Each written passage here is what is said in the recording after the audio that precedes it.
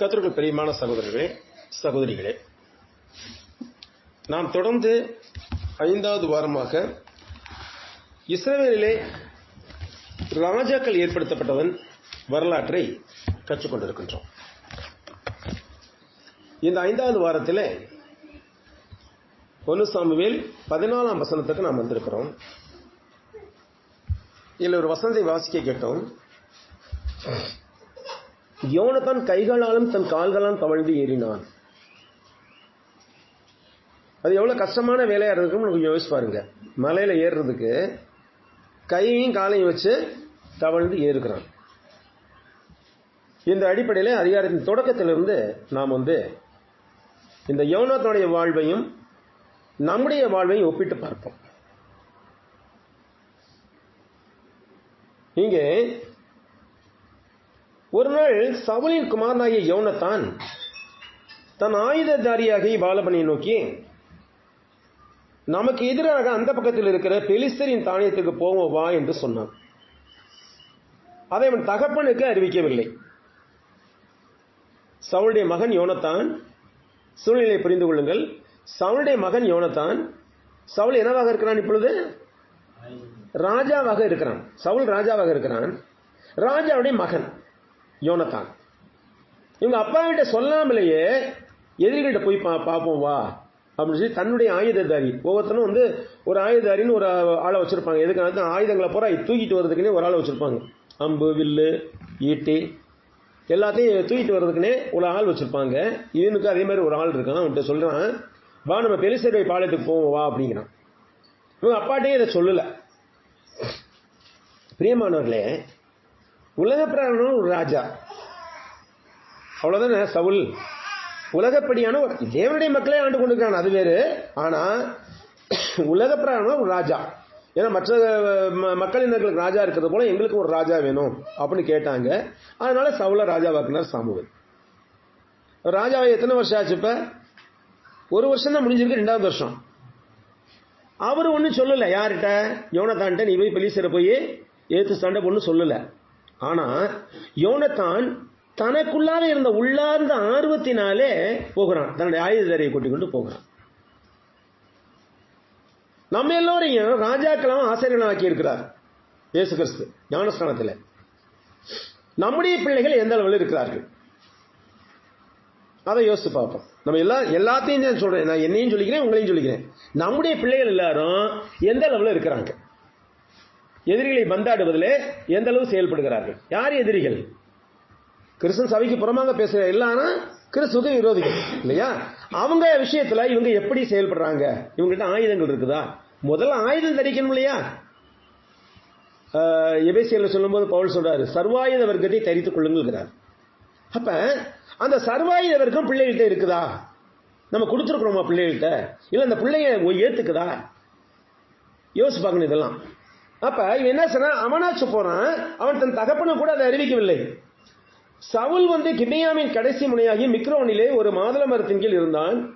அவனோட கூட இருந்த ஜனங்கள் ஏறக்குறைய 600 பேரா இருந்தார்கள். சவுலோட ஒரு 600 பேர் இருக்கிறாங்க. ஆனா சீலோவிலே கர்த்தருடைய ஆசாரியனாக இருந்த ஏலியின் குமாரனாகிய பினகாசுக்கு பிறந்த இக்கபோத்தின் சகோதரனும் அகிதூபின் குமாரன் அகியா என்பவன் ஏபோத்தை தரித்திரமாக இருந்தான். ஏன்னாக்கா அந்த வேலையில ஏலி இறந்துட்டார். ஏலியோட மகன் ஏலியோட பேரை வந்துட்டான். இது ஆசாரியப்பட்டதற்கு. பாருங்க, ராஜாக்கள் ஆசாரியங்கள்லாம் ஒரு ராஜா இறந்தால் அந்த ராஜாவுடைய மகன் வர்றான் ஆசாரியனா. ஒரு ஆசாரியனா இருந்தா, ஒரு ஆரோனின் முறைப்படி ஆசாரியனா இருக்கிறவர்கள் ஒரு ஆசாரியன் இறக்கும் போது அந்த ஆசாரியனுடைய மூத்த ஆண் வாரிசு அடுத்த ஆசாரியன் ஆகும். இது தேவனுடைய நியமனம்.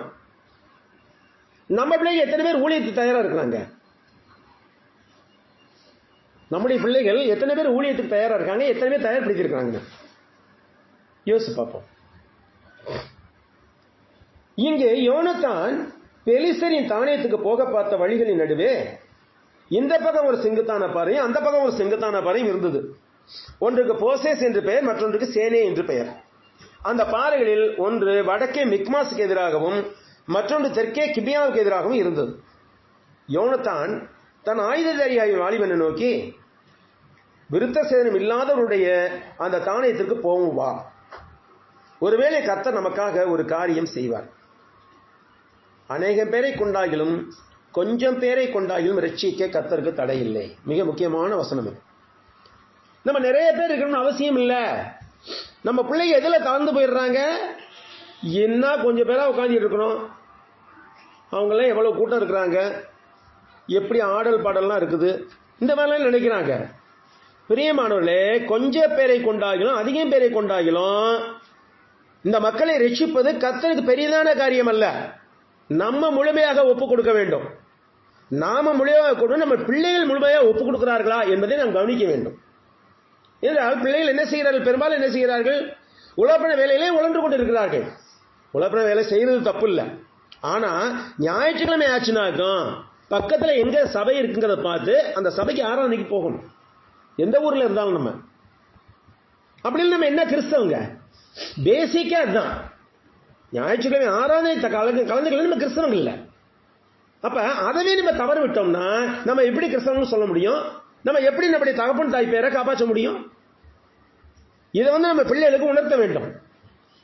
அடுத்து நம்ம பார்க்கும்போது இங்கே, அப்பொழுது அவன் ஆயுததாரி அவனை பார்த்து, உம்முடைய இருதயத்தில் இருக்கிறபடியெல்லாம் செய்யும், அப்படியே போய் இதோ உம்முடைய மனதுக்கு ஏற்றபடி நானும் உம்மோட கூட வருகிறேன் என்றான். ஆயுததாரி என்ன செய்யறான்? உம்மோடு கூட நானும் வருகிறேன், நீர் உம்முடைய மனதுக்கு ஏற்றபடியெல்லாம் செய்யும். நல்லா கவனிங்க, யோனத்தான் சவுல் ராஜாவுடைய மகன், இளவரசு பட்டம் கூட சூட்டவில்லை, ராஜா மகன், அவ்வளவுதான். ஆனா அவன் மனசுக்குள்ள ஒரு தீர்மானம் எடுக்கிறான். என்னன்ட்டு, எதிரிகளை போய் அழிக்கணும், பெலிஸ்தரை போய் அழிக்கணும். இது யார் சொன்னாங்களா? தகப்பன் தாய் சொன்னாங்களா அவனுக்கு? இல்ல, அவனுக்குள்ளாவே தீர்மானம் எழுந்தது. பிரியமானவர்களே, இந்த உலகத்தில் வாழ்கின்ற போது பொல்லாங்காய் தோன்றுகிற எல்லாவற்றையும் விட்டுவிட வேண்டும். ஆனால் அது மாத்திரம் கிறிஸ்தவ வாழ்க்கை அல்ல. பொல்லாங்காய் தோன்றுகிற எல்லாவற்றையும் விட்டுவிட்டால் நல்லது. ஆனா நாம தேவன் பேரில் உள்ள விசுவாசத்தை நாளும் வளர்த்துக் கொள்ள வேண்டும். தினந்தோறும் 9 மணிக்கு வேத பாட வகுப்புங்கிறோம். போன் பண்ணா நிறைய பேர் எடுக்கிறதே இல்லை, அதனால போன் பண்றதே இல்லை. பெக்மான்ஸ் சலிச்சு போயிட்டாரு. அதுல போன் பண்ணா எடுக்க மாட்டேங்கிறாங்க, பிரதர் அட்டன் பண்ண மாட்டேங்கிறாங்க, அப்புறம் எப்படி நம்ம திருப்பி கூப்பிடுறது அவங்கள அப்படின்னு கோவிக்கிறார். எனக்கு அப்படிதான் வருது. பிரியமானவர்களே, எதுக்காக வேலை செய்யும்? 9 மணிக்கு என்ன வேலை நமக்கு? நைட்டு 9 மணிக்கு என்ன வேலை செய்யும்? எல்லாத்தையும் ஒதுக்கிட்டு ஒரு அரை மணி நேரம் 20 நிமிஷம் தான். அது சும்மா 2 வசனம் 3 வசனத்தை ஆராய்ச்சி பார்த்துட்டு ஜெபம் பண்ணி முடிக்கிற 2 ஜெபம் பண்ணுவோம் இல்லையா? இதுக்கு ஒரு 20 நிமிஷம் ஆகும். அந்த 20 நிமிஷம் ஆண்டவருக்கு போட்டு முடியாது டெய்லி. யோசிச்சு பாருங்க. போன் பண்ணா சில பேர் தூங்கிடுறாங்க, எடுத்து தூக்க பேசுறாங்க, என்ன பிரதர் அப்படிங்கிறாங்க. 9 மணிக்கு தூங்குறீங்க, நல்லது, தூங்கினா நல்லதுதான். ஆனா ஒரு 9 to 9:30, அப்புறம் 9:30 தூங்கலாமே, 9:20 9:20 தூங்கலாமே. பிரியமான, இதெல்லாம் எதுக்காக செய்யறோம்? நம்ம நம்முடைய வேத அறிவு நாளும் வளர வேண்டும். அப்படி வேத அறிவு வளர்கின்ற போதுதான் நம்ம மற்றவர்களுக்கு சொல்ல முடியும். இது ஒண்ணு. இரவு வேளை குடும்ப ஜெபம், குடும்ப ஜெபம் தான் நம்ம வேத பாட வகுப்பு சொல்லி கொடுத்துட்டு இருக்கோம். இப்ப அப்போஸ்தலருடைய பாடம் நடந்துகிட்டு இருக்குது. அதெல்லாம் நிறைய கருத்துக்கள் கிடைக்கிறது. அதெல்லாம் தூங்கிட்டே அப்படி தூக்கத்திலே அப்படி கேட்டா கூட மனசுல பதியும். நமக்குள்ள ஆர்வம் வேணும். ஆர்வம் இல்லைனாக்க இதை செய்யவே மாட்டோம். இந்த நம்முடைய தலைமுறையோட கிறிஸ்தவ சபை இல்லாம போயிடும். இந்த இடத்துல பிள்ளைகளை உற்சாகம் ஊட்டி வளர்க்க வேண்டிய நம்முடைய கடமை. எல்லா பிள்ளைகளுமே உற்சாகம் உள்ளவர்களாக, என்னுடைய பிள்ளைகள் உட்பட எல்லாருமே எல்லா பிள்ளைகளும் உற்சாகம் உள்ள பிள்ளைகளாக வேண்டும். அப்ப இது ஒண்ணு, இரவு ஜெபம். அடுத்ததாக ஞாயிற்றுக்கிழமை ஆராதனை. நிச்சயமாக ஞாயிற்றுக்கிழமை நம்ம லீவ்ல தான் இருப்போம். இல்லைனாலும் வேலை செய்யற இடத்துல என்ன செய்யலாம், ஒரு மத்தியானம் வரைக்கும் அல்லது 11 மணி வரைக்கும் எனக்கு பெர்மிஷன் வேணும் கேட்டா யாரும் கொடுக்க மாட்டேன்னு சொல்ல மாட்டாங்க. வெளியில இருக்கவங்களுக்கு சொல்றேன், யாரும் கொடுக்க மாட்டேன்னு சொல்ல மாட்டாங்க. ஏன்னா இது தொழுகை சம்பந்தப்பட்ட விஷயம். தொழுகை சம்பந்தப்பட்ட எப்பேற்பட்ட முதலாளி என்ன செய்வாங்க, சரி போயிட்டு வாங்க தம்பி அப்படின்னு தான் சொல்லுவாங்க. நமக்கு மனசு இல்ல, அதான் காரணம். அவங்க கொடுக்க மனசா இருக்கிறாங்க, ஆனா நமக்கு மனசு இல்ல, அதான் காரணம். பக்கத்துல எங்க நம்ம நியரஸ்ட் சர்ச் எங்க இருக்குன்னு பார்த்து அந்த நியரஸ்ட் சபைக்கு என்ன செய்யணும், ஆராதனைக்கு போகணும். வாரந்தோறும் ஆராதனை கலந்துக்கிட்டு முதல் ஜெபத்துல இருந்து கடைசி ஜெபம் வரைக்கும் கலந்துக்கிட்டாதான் அதுக்கு பேர் ஆராதனை. அப்ப அங்க ஆராதனை டைம் எத்தனை கேட்டுக்கிட்டு அந்த நேரத்துக்கு போகணும். இதெல்லாம் பிள்ளைகள் நீங்களா செய்யணும். ஏதாவது பெற்றோர்கள் சொல்லி செய்யணுங்கிறது இல்ல. யோனத்தானுக்கு சொன்னாரா சவுல்? இல்லையே. யோனத்தான் பெலிஸ்தரை அழிக்கணுங்கிற ஒரு எண்ணத்தோடு தைரியமாக புறப்பட்டு சென்றான். அங்க அப்பாட்ட கூட சொல்லவன். அதற்கு யோனத்தான், இதோ நாம் கடந்த மனுஷத்துக்கு போறது போல நம்மை காண்பிப்போம், நாங்கள் உங்களிடத்துக்கு வரமட்டும் நில்லுங்கள் என்று நம்முடைய சொல்வார்களானால் நாம் அவரிடத்தை ஏறி போகாமல் நம்முடைய நிலையில் நிற்போம். அவங்க நம்மளை காமிப்பான். உங்களுக்கு நீங்க நிக்கிறத காமிப்போம். அவங்க இங்க வராம அங்கேயே நில்லுங்க, நாங்க உங்கள்கிட்ட வர்றோம் அப்படின்னு சொன்னாங்கன்னாக்க நம்ம போக வேண்டாம். ஆனா எங்களுக்கு ஏறி வாருங்கள் என்று சொல்வார்களானால் ஏறி போவோம். கர்த்தர் அவர்களை நம்முடைய கையில் ஒப்பு கொடுத்தார். இது நமக்கு அடையாளம். நான் யூதர்கள் எப்பொழுதுமே அடையாளத்தை தேடுகிறவர்கள். என்ன செய்யறாங்க? 2 அடையாளம் சொல்றாங்க. ஒண்ணு அவங்க நாங்க அங்க வர்றோம், இங்க நில்லுங்கடா, அங்கே நில்லுங்கடா அப்படின்னு சொன்னாங்க நம்ம போக வேண்டாம். ஆனா நீங்க எங்கள்கிட்ட ஏறி வாங்க அப்படின்னு சொன்னாங்க நம்ம போவோம். ரெண்டுலயுமே உள்ள டிஃபிகல்டி, சிரமங்கள், இலகுவான வேலைகள் என்னங்கிறத நம்ம புரிஞ்சுக்க போறோம். தொடர்ந்து வர்ற வசனங்களே தெரியும். அப்படியே அதை என்ன சொல்றாரு? ஏறி வாருங்கள் என்று சொல்வார்களானால் ஏறி போவோம். அது நம்முடைய கையில் அவர்களை ஒப்பு கொடுத்தா கர்த்தர் என்பதற்கு அடையாளம் அப்படிங்கிறான் யோனத்தான். அவன் வாயிலிருந்து என்ன வார்த்தை வருதுன்னு அதை பார்ப்போம். அவன் வராத நீ அங்கேயே நில்லு, நாங்க வர்றோம்னு சொன்னாங்க. அப்ப கர்த்தர் நம்ம கையில் அவங்கள ஒப்பு கொடுக்கல. இவங்க எத்தனை பேர் போறாங்க?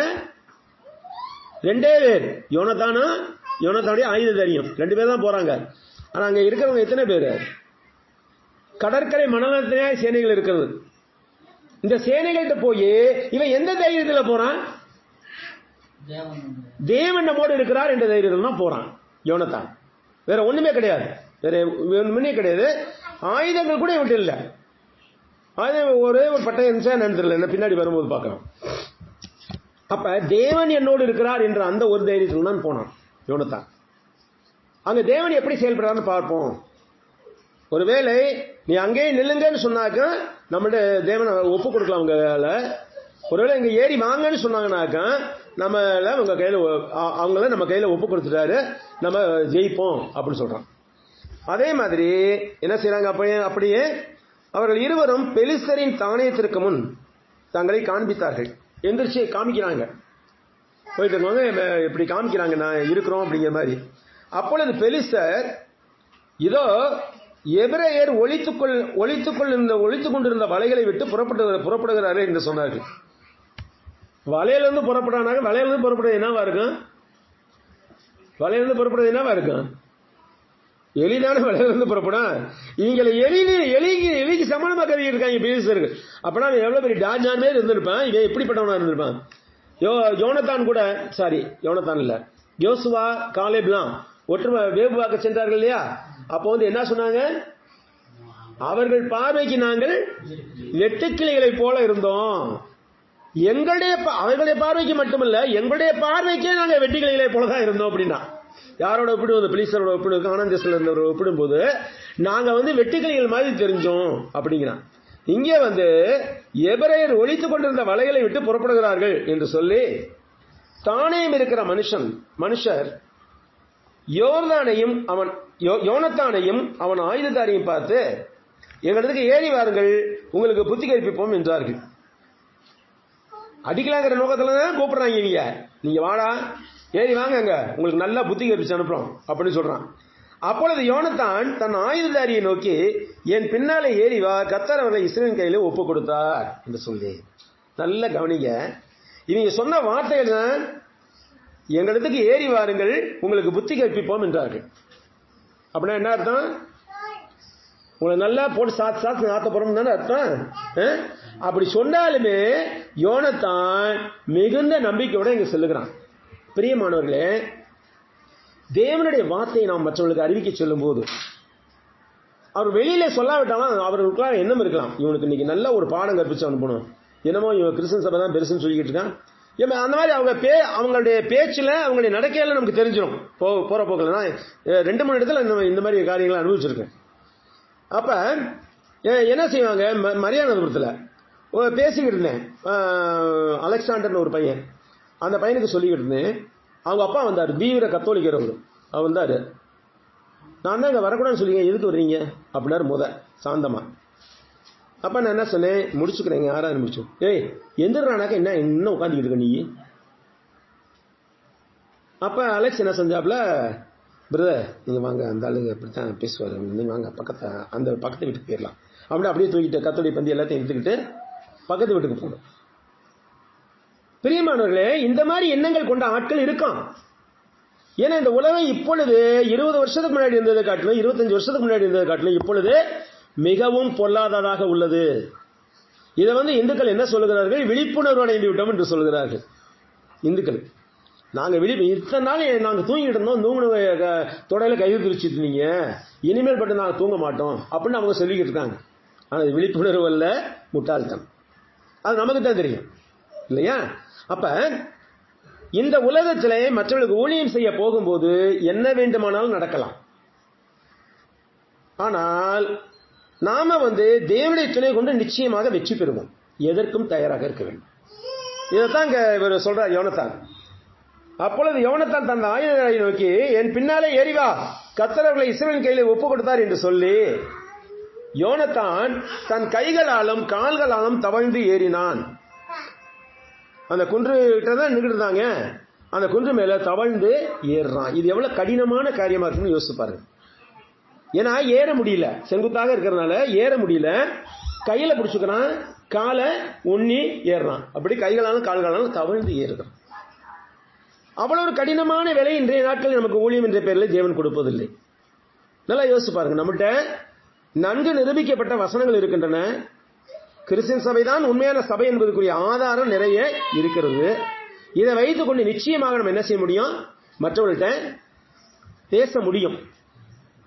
ஒருவேளை நம்ம ஊழியத்தை எப்படி தொடங்குறது அப்படிங்க தெரியலனாக்கா என்ன செய்யலாம், அதுக்கு அழகா இப்ப அஞ்சல் வழிகள் வந்திருக்குது இல்லையா? அதை தொடக்கத்துல படிச்சுக்கிட்டு வந்தாக்கா உங்களுக்கு மற்றவங்களுக்கு என்ன சொல்லணும் அப்படிங்க, முக்கியமா என்ன சொல்லணும் அப்படிங்கிறத புரிய வைக்கணும். ஏன்னா நீங்க அதை படிச்சு தேர்னா தான் மற்றவங்களுக்கு சொல்ல முடியும். சும்மா புத்தகத்தை எடுத்து போய் சொல்லிட முடியாது. நீங்க உட்கார்ந்து அதை படிக்கணும். சில பேர் வாங்கிட்டு போனீங்க, படிக்கல, அது கூட நேரம் இல்லை. கர்த்தருக்கு என்ன செய்யணும் நம்ம யோசிச்சு பாருங்க. பல பேர் வாங்கவே இல்லை. இது எதுக்கு இந்த வேலை, எனக்கு இந்த வாங்கவே இல்லை. வாங்கினவங்க யாருமே திருப்பி எழுதி கொடுக்கல. கொஞ்சம் ஆர்வமா கொடுத்தாங்க, 2-3 பாடம் கொடுத்தாங்க, அதுக்கப்புறம் அப்படியே டம்மியா கிடக்குது. ஸ்னேகா குழந்தை பத்துக்குச்சு, அதை குற்றம் சொல்ல முடியாது. மற்றவங்க எல்லாம் வாங்கினவங்க எல்லாம் என்ன செஞ்சிருக்கீங்க? பிரியமானவர்களே, நம்மகிட்ட அக்கறை இல்லாத வரைக்கும் ஊழியக்காரி என்னதான் கத்தினாலும் நடக்கவே நடக்காது. உங்கள்கிட்ட சுய ஆர்வம் இருக்க வேண்டும். எனக்கு யார் ஆர்வத்தை தூண்டா, நான் என்கிட்ட தான் உங்கள்கிட்ட கொடுக்க முடியும். எனக்கு யாரும் ஆர்வத்தை தூண்டல, சொல்லி கொடுத்தாங்க பைபிள, அது வேற. ஆனா என்னோட சிறு வயதிலிருந்தே எனக்கு இதுல ஒரு ஆர்வம் இருந்தது. கம்பத்தில் ஒர்க் பண்ணியிருப்பேன். அங்க டெய்லி நானே பிரேயர் டெய்லின்னு எழுதுவேன்.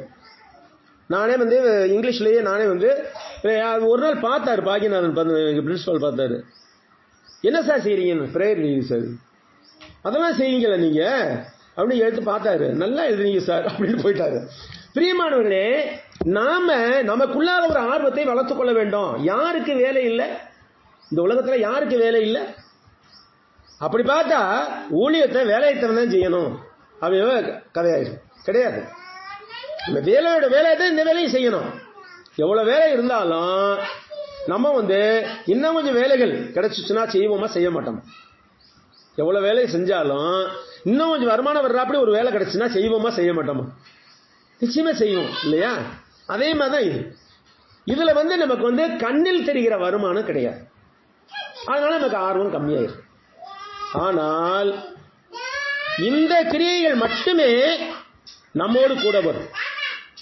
இந்த உலகத்திலே நம்ம எவ்வளவு படிச்சோம், நம்ம என்ன வேலை பார்த்தோம், எவ்வளவு சம்பாதிச்சோம், எப்படி குடும்பத்தை நடத்துறோம், இதெல்லாம் நம்ம கூட வராது. தேவனுக்குன்னு என்ன வேலை செஞ்சிருக்கோமோ அதைத்தான் கிரியைகள்னு சொல்லப்படுது பைபிள்ல. தேவனுக்கு நம்ம செஞ்சுக்க வேலைகள் மாத்திரம் தான் நம்ம கூட வரும். அது மாத்திரம் தான் ஆண்டவர்கிட்ட பேசும் நமக்காக. அப்ப தேவனுக்கு இன்றைய என்ன செஞ்சிருக்கோம், இதை நம்ம யோசிச்சு பார்க்கணும். யோனத்தான் தன் கைகளாலும் தன் கால்களாலும் தவழ்ந்து ஏறினான். அவன் ஆயுததாரி அவன் பின்னாலே ஏறினான். அப்பொழுது அவர்கள் யாரு? பெலிஸ்தியர்கள் யோனத்தானுக்கு முன்பாக மடிந்து விழுந்தார்கள். இது யார் செஞ்சது? ஆக்சுவலா தேவன் செய்வித்தார். இவங்க போய் அவங்கள தாக்கணுங்கிறதுக்காக போயிட்டு இருக்காங்க. அவங்க மடிஞ்சு விழுகிறாங்க. தேவனே தாக்குகிறார் அவர்கள். அப்ப தேவன் மீது அவர்கள் கொண்டுள்ள விசுவாசமானது அந்த ஜனங்களை விழச் செய்தது, மடிந்து விழச் செய்தது. வேறு ஒண்ணும் கிடையாது. தேவனே அவர்களுக்காக யுத்தம் பண்ணினார். மோசையோட கூட சொல்வார்ல செங்கடல் கரையில, நீங்கள் சும்மா இருந்து கொண்டு கர்த்தர் உங்களுக்கு தரும் ரட்சிப்பை நீங்கள் பார்ப்பீர்கள், உங்களுக்காக கர்த்தர் யுத்தம் பண்ணுவார் அப்படின்னு சொன்னேன். அதே மாதிரி இங்கே நடந்துச்சு. அப்ப அவனுடைய ஆயுததாரியை அவன் பின்னாலே வெட்டி கொண்டே போனான். யோனத்தான் அவனது ஆயுததாரியும் அடித்த அந்த முந்தின அடியிலே ஏறக்குறைய 20 பேர் அரையேர் விசாலமான நிலத்தில் விழுந்தார்கள். அரையேர், ஒரு ஏர் என்றால் ஒரு ஏக்கரா? ஒரு ஏர்னா ஒரு ஏக்கர் தானே. ஒரு ஏருங்கிறது அரை ஏக்கர். அரை ஏக்கர் நிலத்துல அந்த அளவுக்கு பறந்து விழுகிறாங்க. இவங்க அடிச்ச அடியில போய் பறந்து விழுகிறாங்க. அப்பொழுது பாளையத்திலும் வெளியிலும் சகல ஜனங்களிலும் பயங்கரம் உண்டாகி தானேயும் இருந்தவர்களும் கொள்ளையிட போன தண்டில் உள்ளவர்களும் கூட திகிலடைந்தார்கள். பூமியும் அதிர்ந்தது. அது தேவனால் உண்டான பயங்கரமாய் இருந்தது. அது யாரால் உண்டான பயங்கரம்? தேவனால் உண்டான பயங்கரம். ஏன்னா பூமி அதிர்ந்தது என்று சொல்லுது. அப்ப யோனத்தானுடைய விசுவாசம் எந்த அளவுக்கு அங்கே செயல்படுதுன்னு பார்ப்போம். இதே மாதிரி ஒரு சம்பவம் பிலிப்பி சிறையில் நடந்துச்சு. பவுலும் சீலாவும் அடின்னு அடிக்கப்பட்டு தொழுவுல மாட்டப்பட்டு, எப்படி தொழுவுலன்னா என்னது, மேல 2 கயிறனை கட்டிடுவாங்க, கீழே கால் 2 நீட்டி வச்சு ஒரு கட்டையை போட்டு விட்டுருவாங்க. அவன் என்ன செய்ய முடியும்? பின்னாடி சாய்மானமும் இருக்காது. ரொம்ப சிக்கலான ஒரு பொசிஷன் அது உட்கார்றதுக்கே. ஆனா அப்படிப்பட்ட வேலை, அதுவும் அடி வேற நிறைய அடி அடிச்சிட்டாங்க. அந்த அடித்த வலி, அதோடு கூட தொழுவிலை காட்டின மாட்டப்பட்டிருக்கிற வழி எல்லாம் இருந்தும் கூட பவுலும் சீலாவும் என்ன செஞ்சாங்க? தேவனை துதித்து பாடல் பாடிக்கொண்டிருந்தார்கள். சிறையில் எல்லாரும் அதை கவனித்துக் கொண்டிருந்தார்கள். அப்போது என்ன செஞ்சு? சரிதாய் பூமியில ஒரு நிலநடுக்கம் உண்டாயிற்று. தேவன் அதை செயல்பட்டார். பிரியமான நம்முடைய வாழ்க்கையிலே தேவன் நிறைய வகையில் செயல்படுகிறார். ஆனால் அதை நாம் மறந்தவர்களாய் நம்ம பாட்டுக்கு வாழ்க்கை நடத்தி கொண்டிருக்கிறோம், உணர்வில்லாதவர்களாக. தேவனுடைய வாழ்க்கையில எவ்வளவோ செயல்பட்டுக் கொண்டிருக்கிறார். அதை யோசித்து பார்க்க வேண்டும் நம்ம. அப்பொழுது பென்யமீன் நாட்டில் உள்ள கிபியாவிலே சவுலுக்கு இருந்த ஜாமக்காரர் பார்த்து, ஜாமக்காரர் என்ன, ஒவ்வொரு ஜாமத்துக்கும் காவக்காரங்க இருப்பாங்க, கவனிச்சுக்கிட்டு இருப்பாங்க, யார் எங்க போறாங்க கவனிச்சுக்கிட்டு இருப்பாங்க. அவங்க இந்த பெலிஸ்தர்லாம் விழுகிறத பாக்குறாங்க. பார்த்துட்டு இதோ அந்த ஏராளமான கூட்டம் கலைந்து ஒருவர் மேல் ஒருவர் விழுகிறதை கண்டார்கள். யாரு? பெலிஸ்தர்கள் ஒருவர் மேல ஒருத்தர் விழுகிறாங்க. லிபி கொஞ்சம் பேசாம இருப்பான், பேசாம இருக்கணும்.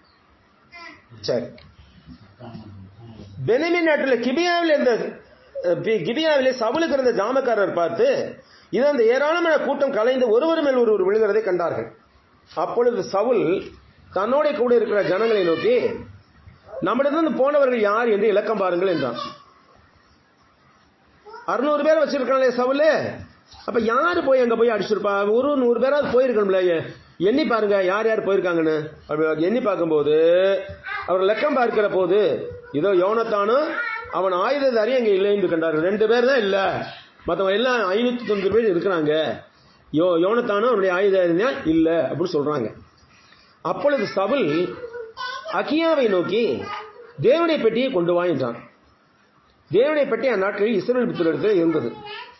இப்படி சவுல் ஆசாரியனுடைய போகையில் பெலிஸ்தரின் பாளையத்தில் உண்டான கலகம் வர வர அதிகரித்தது. அப்பொழுது சவுல் ஆசாரியனை பார்த்து, இருக்கட்டும், பெட்டி இருக்கட்டும், இப்போதைக்கு போக வேண்டாம், நம்ம இருக்கட்டும் அப்படிங்கிறான். எந்த பெட்டி? தேவனுடைய பெட்டியே இருக்கட்டும் அப்படிங்கிறான். சவுலும் அவனோட இந்த ஜனங்களும் கூட்டம் கூடி போர்க்களத்துக்கு போனார்கள். ஒருவர் பற்றி ஒருவருக்கு விரோதமாக இருந்தபடியால் மகா அமளி உண்டாயிற்று. இவங்க 600 பேர் தான், ஆனா பெலிஸ்தர் லட்சக்கணக்கான பேர் இருக்கிறாங்க. இருந்தாலும் போய் போராடணும் போறாங்க. இதற்கு முன் பெலிஸ்தருடன் கூடி அவர்களோட கூட பாளையத்தில் திரிந்து வந்த எபிரேயரும் சவுலோடும் யோனத்தானும் இருக்கிற இஸ்ரவேலோடு கூடிக்கொண்டார்கள். நல்லா கவனிங்க இந்த வசனத்தை. பெலிஸ்தருடன் கூடி அவர்களோட கூட பாளையத்தில் திரிந்து வந்த எபிரேயர்ல சில பேர் வந்து அங்க போயிருந்திருக்காங்க. போயிட்டு பெலிஸ்தரோட கூடி சேர்ந்துக்கிட்டு அங்க இருந்திருக்கிறாங்க. ஆனாலும் கூட அவர்களை மனதையும் மாற்றி என்ன செய்தார்? தேவன் இந்த பக்கம் வரும்படியாக செய்தார். அப்ப என்ன செஞ்சாங்க? அவங்க சவுலோடும் யோனத்தானும் இருக்கிற இஸ்ரவேலோடு கூடிக்கொண்டார்கள். எப்ராயிம் மலைகளில் ஒளித்துக் கொண்டிருந்த சகல இஸ்ரவேலரும் பெலிஸ்தர் முறிந்தோடுவதை கேள்விப்பட்ட போது யுத்தத்திலே அவர்களை நெருங்கி தொடர்ந்தார்கள். இதுக்கு முந்தைய அதிகாரத்தில் பார்த்தோம் இல்லையா? மலைகளிலும் கெபிகளிலும் பாறை இடுகளிலும் ஒளிந்து கொண்டிருந்தார்கள் இல்லையா ஜனங்கள். அந்த ஜனங்கள்லாம் வந்து இப்படி பெலிஸ்தர்களை முறியடிக்கப்பட்டார்கள் கேள்விப்படுவது எல்லாம் ஒடியாடுறாங்க. திருப்பி வந்து சவுலுடைய கையும் யோனத்தானுடைய கையும் பலப்படுத்துகிறார். இப்படி கர்த்தர் அன்றைய தினம் இஸ்ரவேலை ரட்சித்தார். அந்த யுத்தம் பெத்தாமின் மற்றும் நடந்தது. பிரியமானவர்களே, கொஞ்சம் பேரை கொண்டாயிலும் அதிகம் பேரை கொண்டாயிலும் ஒரு கூட்டத்தை ரட்சிப்பது கர்த்தருக்கு சுலபமான காரியம், மிக மிக சுலபமான காரியம். நம்ம கொஞ்சம் பேரா இருந்தாலும் நமக்குள்ள அந்த வைராக்கியம் பற்றி எரிய வேண்டும். இறைமையா என்ன சொல்றாரு? நம்முடைய வசனம் என் எலும்புகளுக்குள்ளே பற்றி எரிகிற அக்கினியா இருக்கிறது என்று சொன்னார். அந்த அக்கினி எங்க போயிடுச்சு? ஞானஸ்நானம் பெற்றுக்கொண்டு போது எப்படி இருந்தோம்? நான் ஏற்கனவே சொன்னேன், தொடக்க வருடங்கள் எல்லாம் எப்படி இருந்தோம்? நம்ம அந்த அக்கறை அந்த வைராக்கியம் எங்க போயிட்டு இருப்பது? திருப்பி வரணும். ஏன்னா வெளிப்படுத்த ஒரு வசந்த வாசிச்சு இந்த செய்தியை முடித்துக் கொள்வோம். வெளிப்படுத்த 2ஆம் அதிகாரம்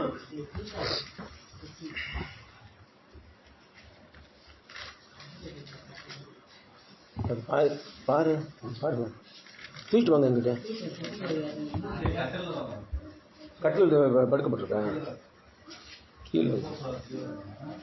எபேசு சபையின் தூதனுக்கு நீ எழுத வேண்டியது என்னவெனில், 7 நட்சத்திரங்களை தம்முடைய வலது கையிலே ஏந்தி கொண்டு 7 பொன்குத்து விளக்குகளின் மத்தியிலே உலாவிக் கொண்டிருக்கிறவர் சொல்லுகிறதாவது, உன் கிரியைகளையும் உன் பிரயாசத்தையும், நல்லா கவனிங்க, இங்க கவனிங்க,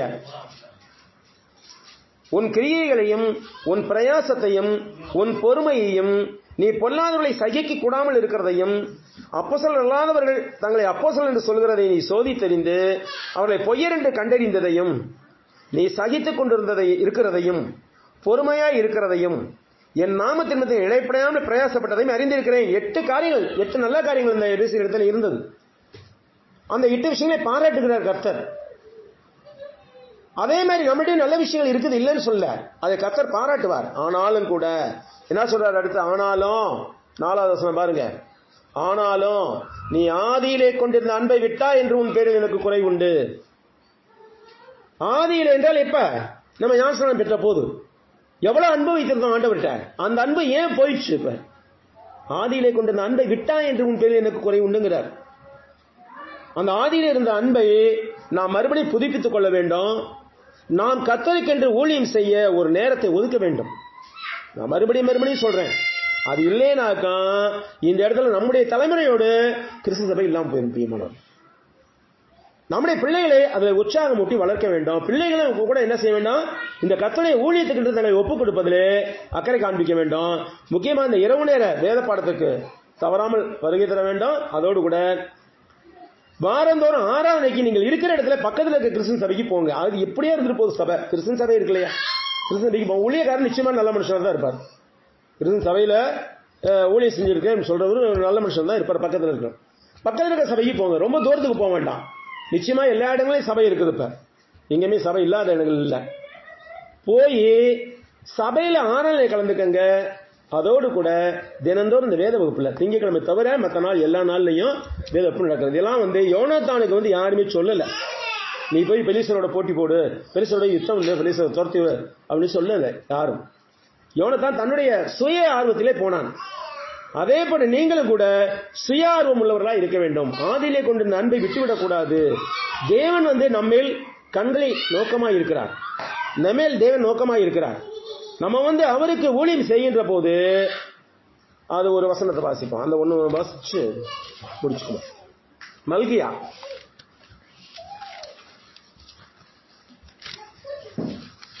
மல்கியா 3ஆம் அதிகாரம் பக்கம் 1106, 3ஆம் அதிகாரம் 16, 17, 18. அப்பொழுது 1106 பக்கம். அப்பொழுது கர்த்தருக்கு பயந்தவர்கள் ஒருவரோடு பேசிக் கொள்வார்கள். 1106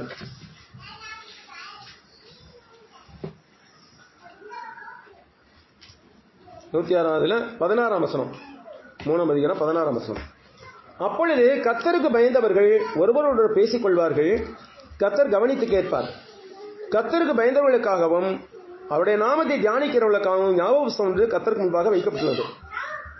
என் சம்பத்துனா செல்வம், என் செல்வத்தை நான் சேர்க்கும் நாளிலே அவர்கள் என்னுடையவர்களாய் இருப்பார்கள். யாரு? கர்த்தருக்கு பயந்தவர்கள் என்னுடையவர்களாய் இருப்பார்கள் என்று சேனைகளின் கர்த்தர் சொல்லுகிறார். ஒரு மனுஷன் தனக்கு ஊழியம் செய்கிற தன்னுடைய குமாரனை கடாட்சிக்கிறது போல, ஒரு தகப்பன் இருக்கிறான், தகப்பனுக்கு 2 பேரும் 3 பேர் பையன் இருக்கிறாங்க. அதில் ஒரு பையன் மட்டும் நல்லா சொல்ற வேலையெல்லாம் கேட்டுக்கிட்டு தகப்பனுக்கு தேவையான செஞ்சுட்டு இருக்கான். மற்ற 2 பேரும் அந்த மாதிரி செய்யறது இல்லை. அப்ப அப்பா யார் மேலே பெரியமா இருப்பாரு? இயல்பானது நமக்கு தெரிஞ்சது, அவருக்கு ஊழியம் செய்யறவங்க தான் பெரியமா இருப்பாரு. என்ன சொல்றாரு? ஒரு மனுஷன் தனக்கு ஊழியம் செய்கிற தன்னுடைய குமாரனை கடாட்சிக்கிறது போல நான் அவர்களை கடாட்சிப்பேன். அப்பொழுது நீங்கள் நீதிமானுக்கும் துன்மார்க்கனுக்கும் தேவனுக்கு ஊழியம் செய்கிறவனுக்கும் அவருக்கு ஊழியம் செய்யாதவனுக்கும் இருக்கிற வித்தியாசத்தை திரும்பவும் காண்பீர்கள். அப்ப ஊழியம் செய்யாதிருந்த தேவனிடத்தில் சாபத்தை பெற்றுக்கொள்ள வேண்டுமா, அல்லது ஊழியம் செய்து தேவனிடத்தில் ஆசீர்வாதத்தை பெற்றுக்கொள்ள வேண்டுமா? இது நம்ம முடிவு எடுக்க வேண்டியது, வேற யாரும் இதை சொல்ல முடியாது. யோனத்தான், மறுபடியும் சொல்ல, யோனத்தானுக்கு யாரும் தூண்டி விடவில்லை. யோனத்தான் தானே முன் வந்து பெலிஸ்தரை போய் முறியடிக்க வேண்டும் என்று தீர்மானித்தான். பிரியமானவர்களே, நம்மை சுற்றிலும் கூட ஏராளமான பெலிஸ்தர் இருக்கிறார்கள். பெலிஸ்தர்னா என்னது? கிறிஸ்து சபை சேராத மற்ற மக்கள் இருக்கிறார்கள். அவர்கள் சத்தியத்தை அறிவிக்க தான் நம்ம அந்தந்த இடத்துல பிளான் பண்ணியிருக்கார் தேவன். தேவனுடைய சித்தம் இல்லாமல் ஒருத்தர் என்ன செய்தில்ல, ஒருத்தர் குடியிருக்க முடியும். மனுஷ ஜாதியின சகல ஜனங்களை ஒரே தான் தோன்ற பண்ணி எல்லாருக்கும் குடியிருக்கும் காலங்களையும் அவர்கள் குடியிருப்பின் நிலைகளையும் நிர்ணயித்து வைத்திருக்கிறார். அவர் அல்லாம நம்ம போய் ஒரு இடத்துல குடியிருக்க முடியாது. அப்ப அந்த இடத்துல நம்ம வச்சிருக்கிறார்னா காரணம் என்ன? நம்ம அவருக்கு ஊழியம் செய்ய வேண்டும், நம்ம உண்மையான கிறிஸ்தவ வாழ்க்கையை வாழ வேண்டும். இதை நாம் மனதில் கொள்வோம். கர்த்தர் தாமே நம்மை ஆசீர்வதிப்பாராக.